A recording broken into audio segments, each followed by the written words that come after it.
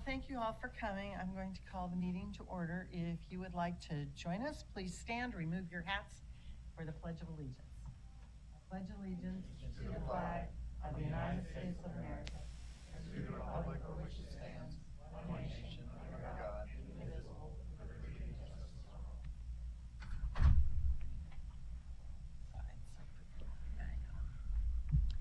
Okay, first item on our agenda is to adopt the agenda. So moved. Second. All in favor say aye. Aye. Aye. Opposed? Motion carries. Commissioner Goldthorpe is not here today. He has an excused absence. Next item on the agenda is the consent agenda. Items on the consent agenda are considered to be routine and will be enacted by one motion. There will be no separate discussion on these items unless a commissioner or citizen so requests, in which case the item will be removed from the consent agenda and placed on the regular agenda. All items on this agenda are action items unless noted, and we have received a request to remove item number 3 and remand it back to staff because there were no bids. So is there a motion? Or no, does anyone wish to pull anything else off the agenda? Okay, if not. Madam President, I move approval of the consent agenda with the direction to remand item 3 to staff. Second. Okay, all in favor say aye. Aye. Opposed? Motion carries. Okay, the next item is, or the next agenda is our regular agenda. We'll start with number 1, which is resolution 2248, declaring property as surplus for auction. We'll have a staff report from Aaron Chestnut.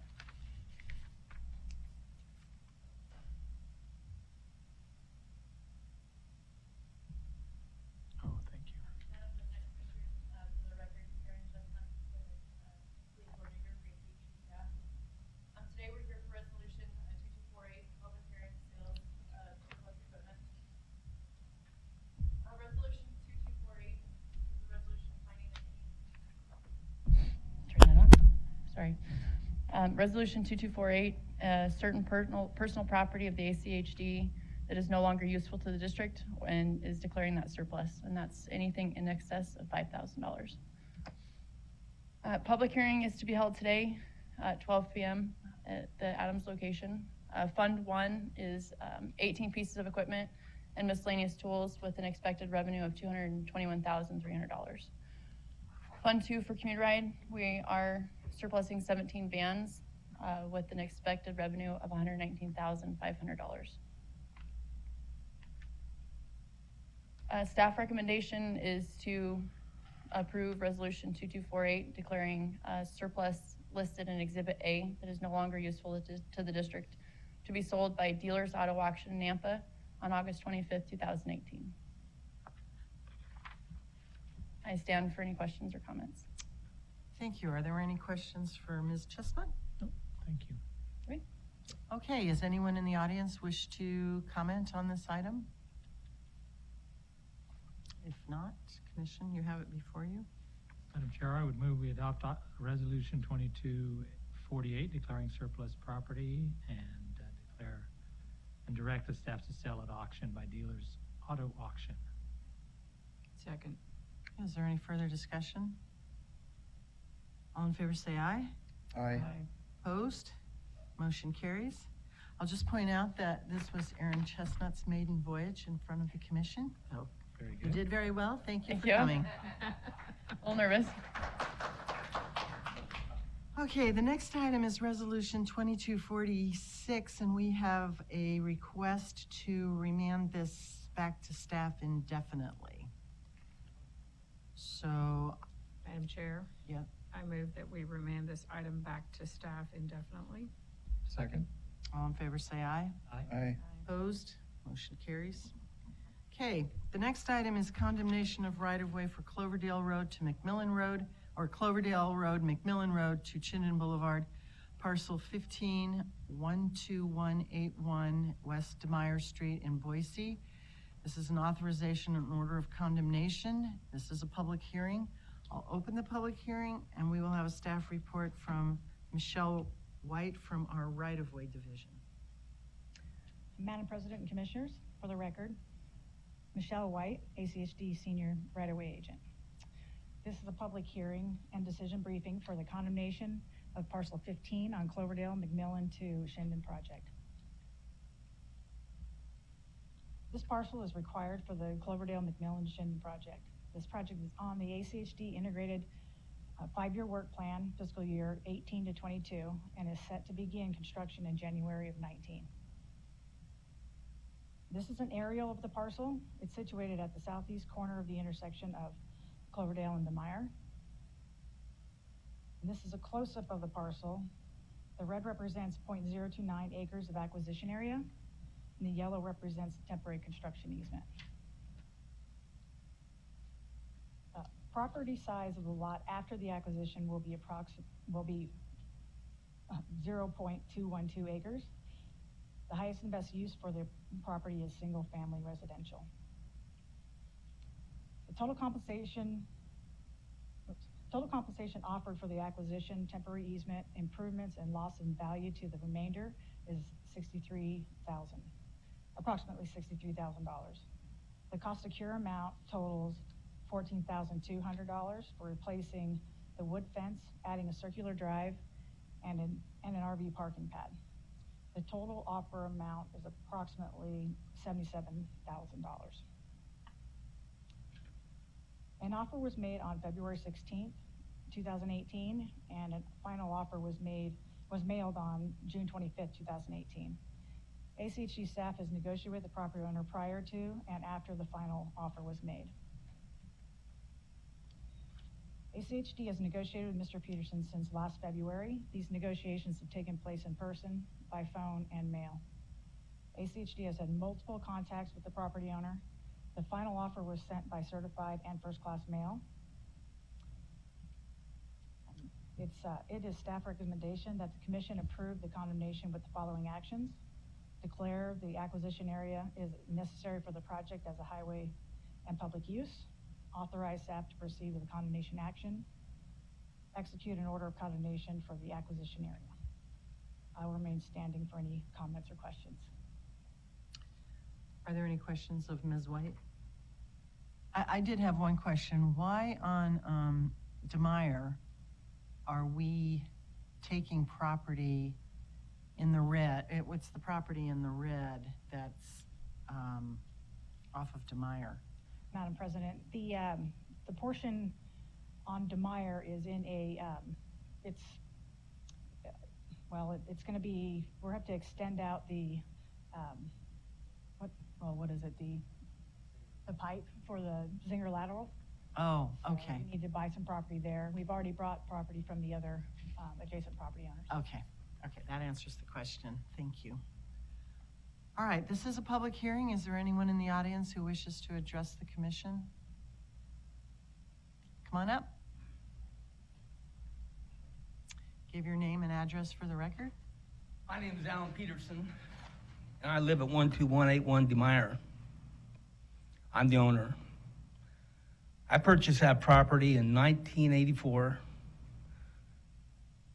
when Cloverdale was a 2-lane road and there was a stop sign on DeMeyer as you go into Cloverdale.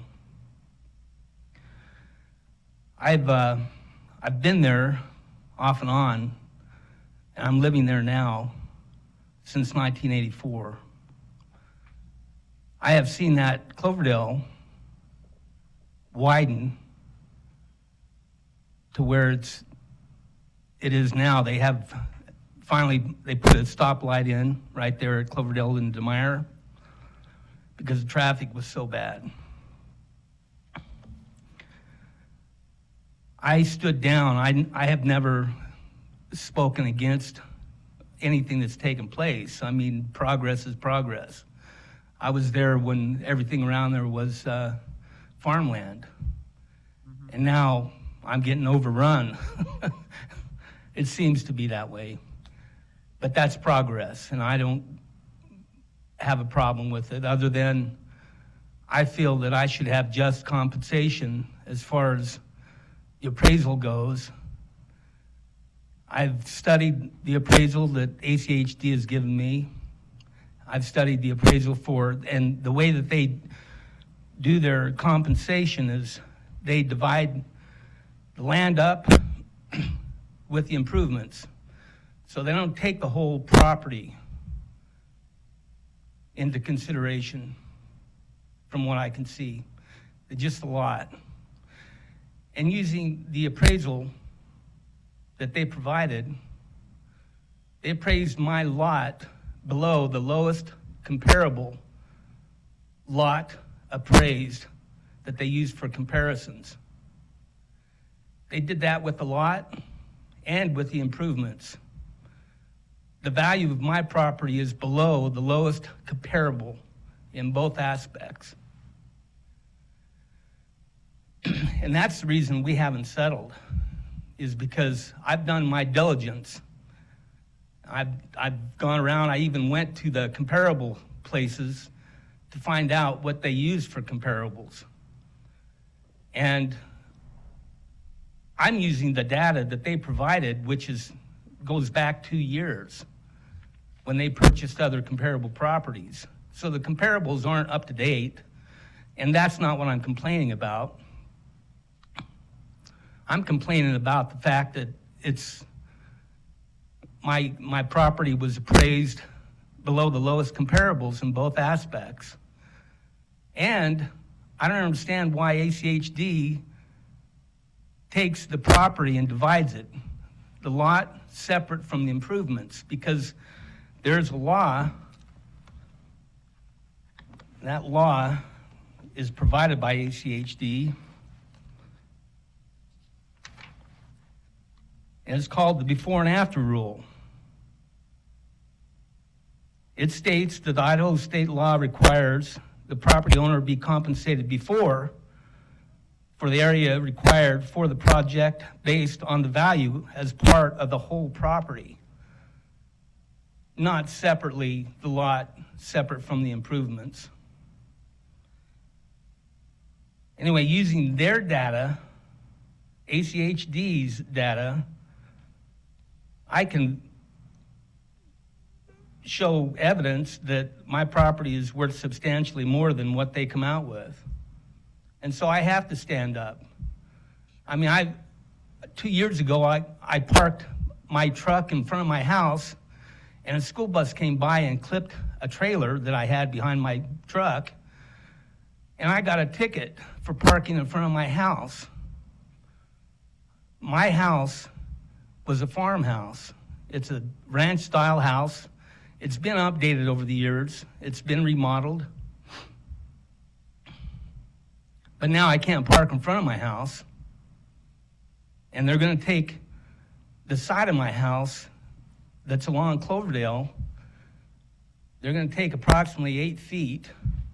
And I have an RV spot there that's going to be moved. And part of the compensation that they showed you was to put an RV lot on the other side of the house on property that I don't own, which is great, and the possibility exists that they would possibly put in a curved driveway, possibly. It's not been signed in writing. It's a probability, a possibility. Should I trust ACHD to do this? I don't know. So I requested that they give me cash and let me hire the contractors to do the work. So part of that compensation is just to build me another driveway. Because as it is, my driveway is such that if you back out of the driveway, you're backing right into the intersection. It's dangerous. And it's going to get more dangerous because part of the easement there goes across my driveway. I have a family room and a grandchild living with me that's going to be close to this intersection. So all I was requesting is that they compensate me to put in a curved driveway along with an RV pad. And I want a barrier wall put on the west side of my house that's up against this intersection. I've done some research on accidents, and approximately 40% of all the accidents that occur occur in intersections. Last summer, I saw a vehicle going down 5 Mile and Usick lose control and end up off the road right in front of Albertsons. And it's only by chance that nobody was killed, other than the driver. The driver of the car was killed. So that's what I'm here for. I want proper adjustment for the value of my property, and I want a barrier wall put up so that I don't have to worry about traffic. And all I'm requesting is a 6-foot concrete barrier wall, and unfortunately, the cost for that barrier wall is $33,800. And that sounds pretty expensive, but that's the bid that I got. And I also got a bid to put in the RV driveway and the RV pad and the curved driveway, which they wholeheartedly considered or offered in return, and that's where part of the property proceeds that they are offering are to be used. So I don't have anything else to say. I've made my statement. I'm not going to sit down like I have in the last 35 years and watch my house get overrun to a point where I can't use my driveway. It's unsafe. I would like some safety features put around that house, just on the west side. And I would like to have my driveway curved so that I don't have to back out into that intersection any longer. I can't park in front of my house. And it's great that I can get an RV pad put in on that side of the house, which is the east side of the house, but it's going to be on public property. So I don't actually own it, but I get to use it. So if I can get this settled with ACHD, Michelle White and Dave Sidar, I'd just be happier than a pig in slop. So. Well, this process today doesn't stop that negotiation. I mean, we can still negotiate with you. It's just that the project has to happen. You know, it's scheduled for January. Sure. Which seems like a long time, but in, construction time, it's very, very short. So if we go ahead and do the condemnation today, it is not stopped. I mean, we're not done. We can still negotiate. And I'm very sympathetic to your plight. I mean, I had to go through this whole process too. It's hard. It's very hard. I know this is going to freak some people out up here at the dais and on the staff, but it probably would behoove you, if you can't come to terms with ACHD within the next few weeks before a court case, you should get a lawyer. I do have an attorney. You do have an attorney, great. It's all lined up. Great. Everything's ready to go, but I would prefer not to have to go to court. Well, as I said, it doesn't stop the process of negotiation. So after today, you might want to set another meeting up and see where you can get. Okay, thank you. And I do believe that the circular driveway is not something that they will offer and then snatch away. I mean, if that's been suggested, that's what will happen, as well as the pad. So you'll have a license agreement to use that side. So basically, I think you're talking about a wall, so you just need to continue speaking with our staff. Well, thank you very much. Okay. Okay. Did anyone else have any questions? Mr. Woods? Madam President, thank you. Since he took the time to come down here today, I just want to have the staff address a few of the issues that he raised. So we're not here to negotiate the price, but can you respond to, is it true we had comps and then the value we offered him was less than all the comps? I will let our, General Counsel talk about that. Madam President, Commissioners, for the record, Steve Price, ACHD General Counsel. I don't have the specifics on hand about the appraisal and the comps, but I will tell you that there's a lot of different reasons why comps are different in areas and timing. And it's not surprising to me that in this particular area that you could have a comp. We take that into consideration when we negotiate. If people raise that issue, we look at it seriously. We look for other comps. I can tell you that in looking at the past negotiations with this property owner, really we've agreed with just about everything that he has raised. And thank you, Commissioner Baker, for verifying that when we extend offers about certain improvements, even though we haven't agreed on a final price, if we've agreed to make improvements to mitigate the impact of our project, we will do that. We feel comfortable with our appraisal. We feel we verified it. We've had our entire staff. It's been reviewed by another appraiser and looked at the comps. Really, I think this case really boils down to whether to compensate him for a significant upgrade in a wall than what we would normally compensate. And it's typically non-compensable. We're only required to replace the fence. And I think that's really where the disagreement lies.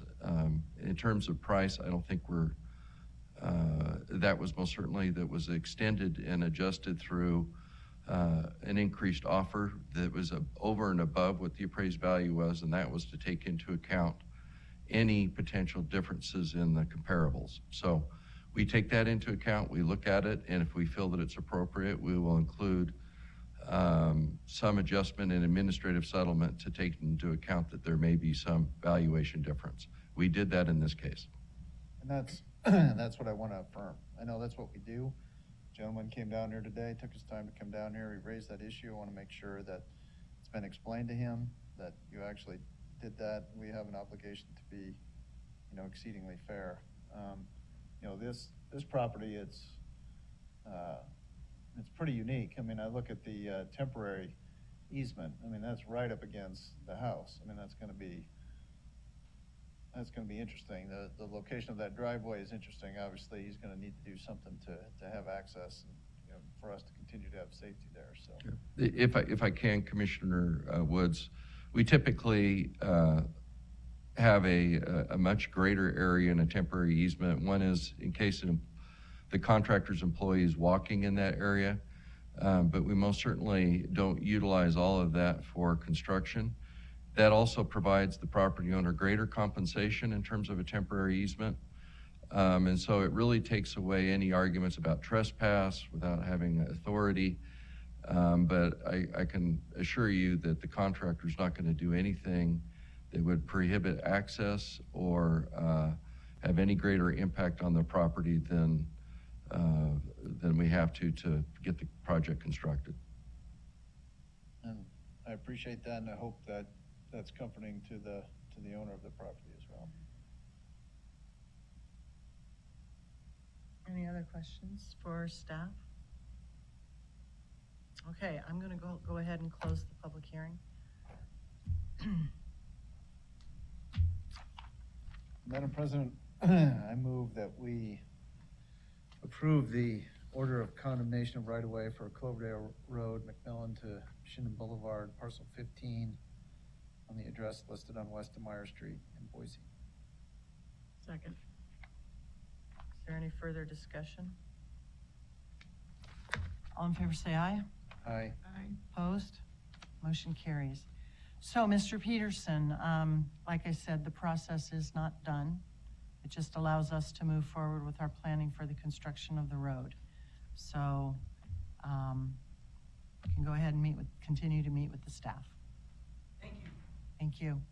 And again, I just want to point out that this, again, was Michelle White's maiden voyage. She's another newbie, and so she did well, and thank you very much. All right, that concludes our regular agenda. The next item is public communications. We have two people signed up. The first is Kevin Jones. So if you want to come on up and give us your name and address for the record, and then go ahead. Thank you, Madam Chair and Chairman. I'm here to talk about the signal.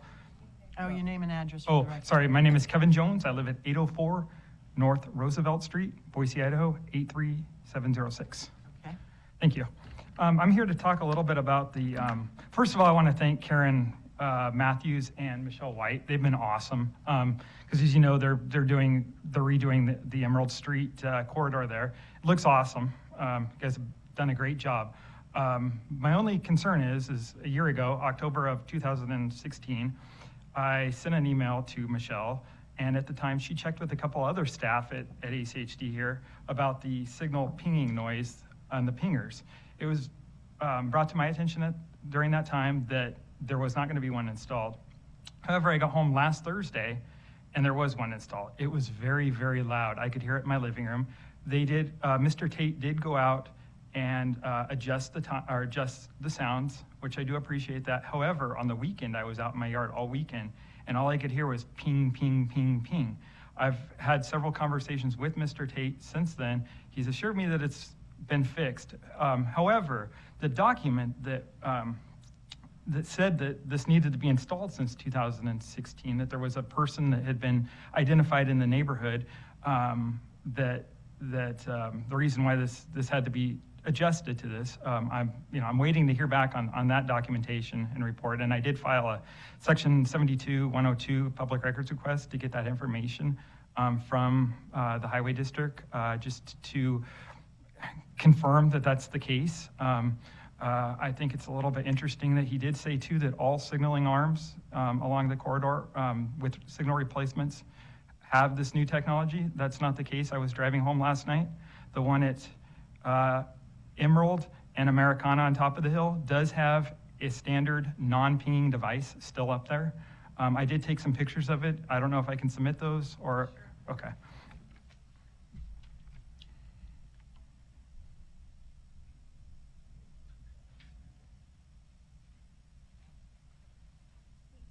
Okay, I made copies.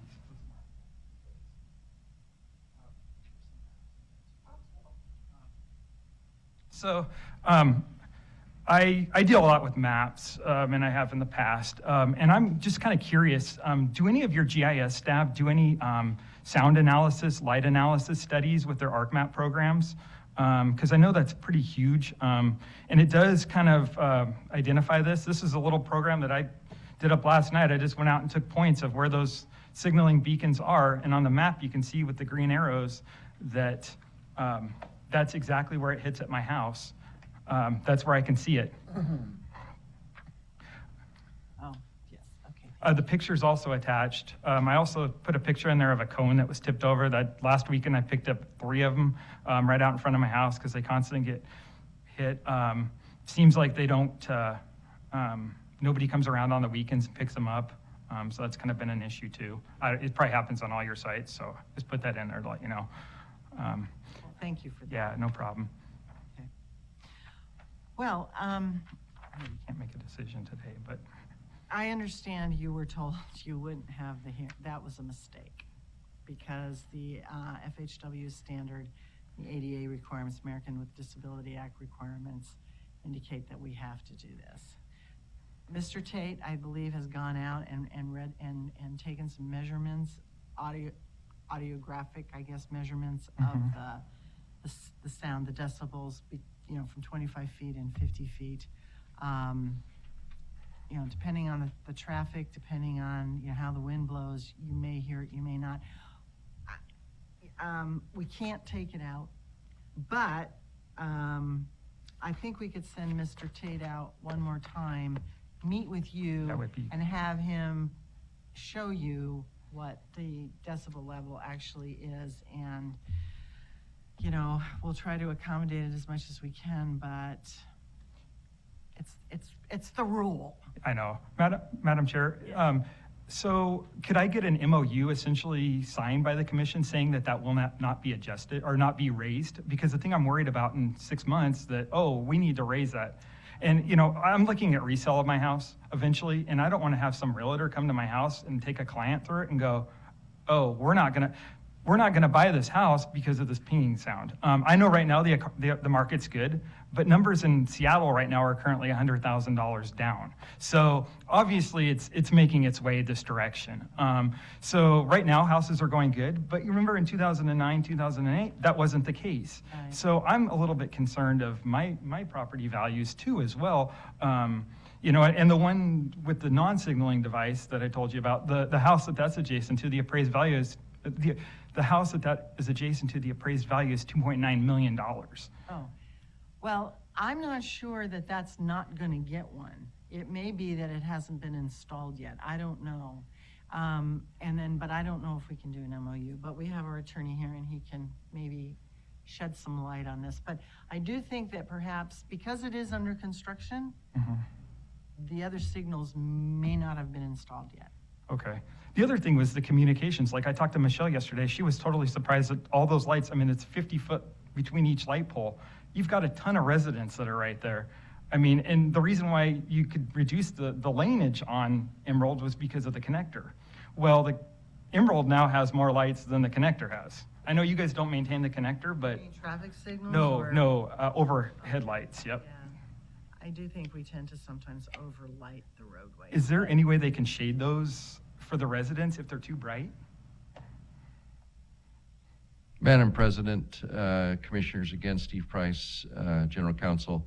I'll start with your last question. And yes, we can, our staff, traffic staff, we have lighting standards, and there are instances, not in all cases, but in some instances, we can put some plates up to limit the reflection to adjacent properties. And you'd have to work with probably Michelle to help get in contact with that. In terms of an MOU, we can't do an MOU, but the assurance is one thing. One is that we have to follow the law and federal law. And the law changes sometimes, especially in that platform. The American Disabilities Act is constantly changing. The other thing is our obligation under the American Disabilities Act is that we have to make changes only when we are there actually doing other work, that we have the ability to transition into compliance.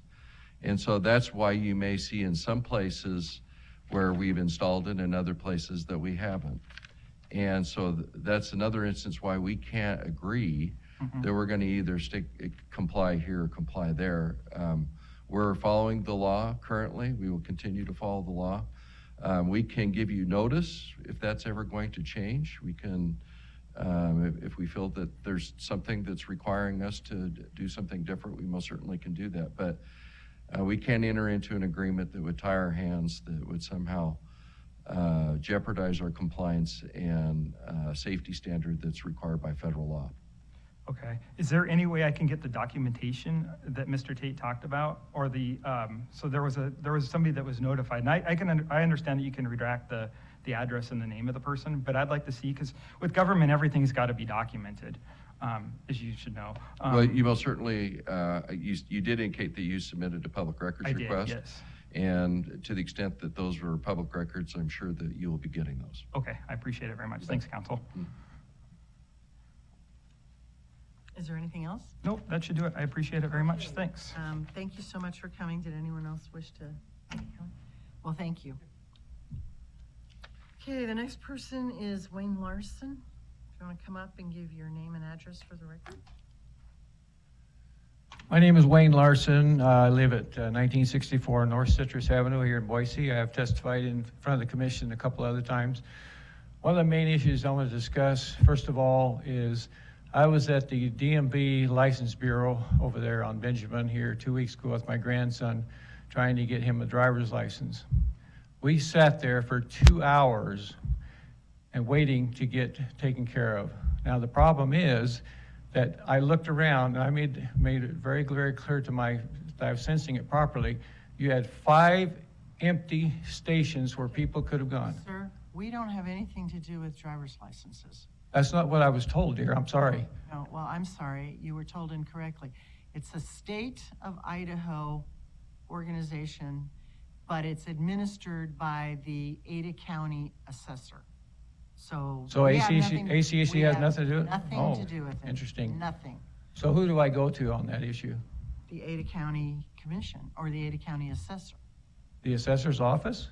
The Ada County Assessor runs the DMV for the state of Idaho Department of Transportation. Do they have a commission, or do they just have, are they their own entity? Bob McQuaid. It's Bob McQuaid. It's Bob McQuaid, the Ada County Assessor. So he's the one I would address this with? Yes. Oh, okay, I'm sorry. I was told there at the office there. Okay, well, you know what, best laid plans. Anything else? Yeah, I got a couple Okay. other issues. All right. The other thing I want to address too is that I've contacted Tim, and I can't remember his last name, he's with the construction thing, trying to get these manhole covers addressed. Yes. And I've been working on this since last October. At this point, I have not seen anything done on it Okay. whatsoever. And I agree with the chip sealing. It's made them incredibly worse. And in fact, on Friday or Thursday, tomorrow or Friday, I'm going out. I'm going to have them pop a manhole so I can see. We look at them. Yeah, it's an issue. We're dealing with it. We're going to deal with it. In the meantime, all you can do is avoid them. Well, that's fine as long as it gets fixed, but the issue that I'm talking about now, it does not include the chip sealing issues. There's 3 instances that I've given him on the eastbound lanes on Fairview Avenue. There's 2 more going the other direction, westbound. That's been that way for years, and that has not been fixed. Right. Now, when I want to tell you about a conversation I had with one of your staffers there at the construction office of Cloverdale. I asked her specifically about it, and she told me that they only have 2 companies that they can get to bid on doing those cement collars. Right. Right. So there's a lot more construction people here in the, is the bid, I mean, the low bid typically wins the contract. Well, ACHD is not ignoring the problem. It's a function of trying to figure out a solution that's more permanent or that's not as expensive as the concrete collars. And the fact is, I'm sure that the people manufacturing the concrete collars are not only doing work for ACHD. Oh, they have to get in the queue. So That's there's a great. lot of construction going on. There's a lot of, it is what it is. I'm sorry. And we're working on it, and they have the list, and we will deal with it when we can get to it. And we can, if Do we you can have find any, a more do you have permanent any, solution. do you have any possible time frame when that might be completed? I don't. Well, I realize there's a lot of different parts to this problem, And there's more than there's more than the manhole covers on Fairview. So oh, I know we're that. aware of them. We're aware of them, and they will get to them when they can. Okay. Okay. The last issue, I don't want to take any more of your time, is I don't know if you guys drive South Cole Road from Victory to the interstate where you turn off, or keep going northbound. That road is nothing but a cholesterol, I don't know what you call it, a problem for traffic, because I go out to Costco quite often, and I have a friend of mine that lives on up the hill on South Cole Road. If you are driving northbound on South Cole, you have to wait. I've waited as long as 3 and 4 lights just to try to get across that intersection. My question is, what are you aware? Are you trying to do anything to improve that situation? On Cole and Overland or Cole and Victory? South Cole from Victory to the whole stretch from Victory all the way to past where it goes to Overland. Right, Victory to Overland. Right. Right. Going north. Yeah, it's again, it's very congested in that area. When the new Costco gets built, I would assume the new Costco on 10 Mile, I think it's 10 Mile, or maybe it's Linder. Anyway, when that gets built, that should take a lot of traffic off of that. But in the meantime, I think Diane is going to tell us what the plans are for that area. Madam President, Diane Bevins, Manager of Capital Projects. We do have a project at Cole and Victory to widen that intersection that will be constructed in 2020. And also it will widen Cole to the south from Victory south about half a mile. The section you're referring to is already 5 lanes. We've done some recent improvements at Cole and Overland to improve that intersection. We're also widening Cole from Franklin further north all the way to the interstate. So there are improvements in the area on Cole for the mile north and south, it should help that section of Cole as well. Okay, well, at least you have it on the radar, right? Oh, yes, and we're aware of it. It's there. Okay.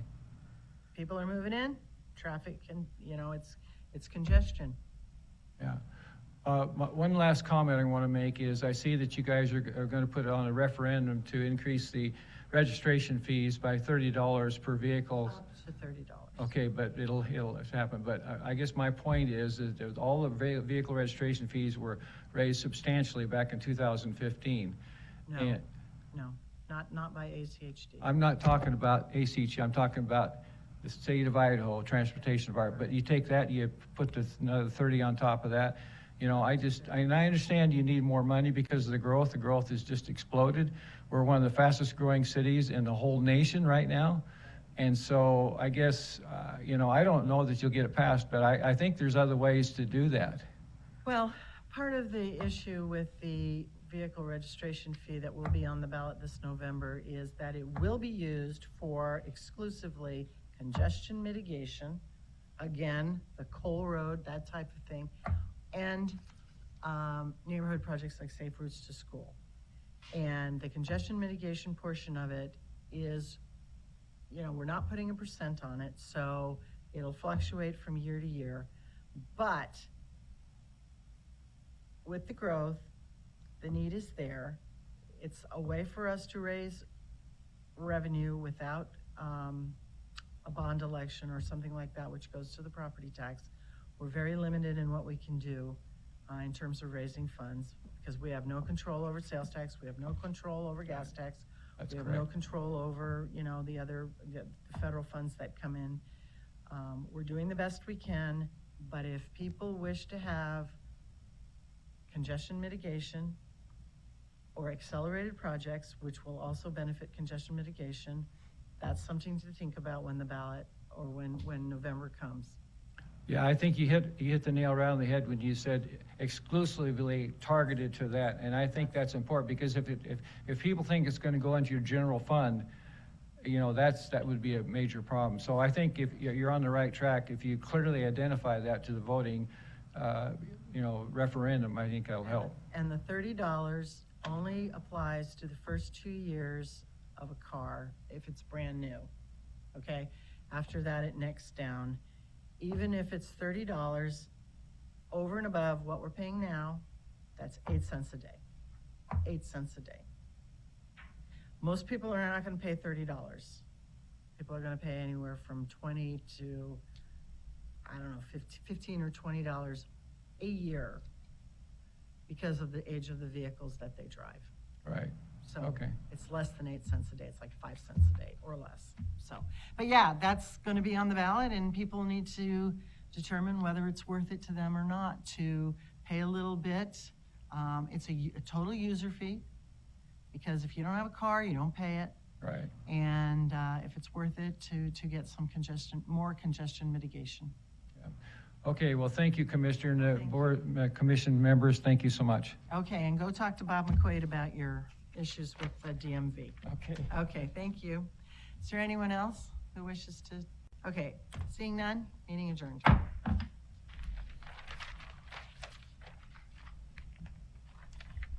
went to the DMV 3 times to try to get a driver's license. Oh, I went to I get, waited hours. they've changed the registration and they're doing, so the first time I go to renew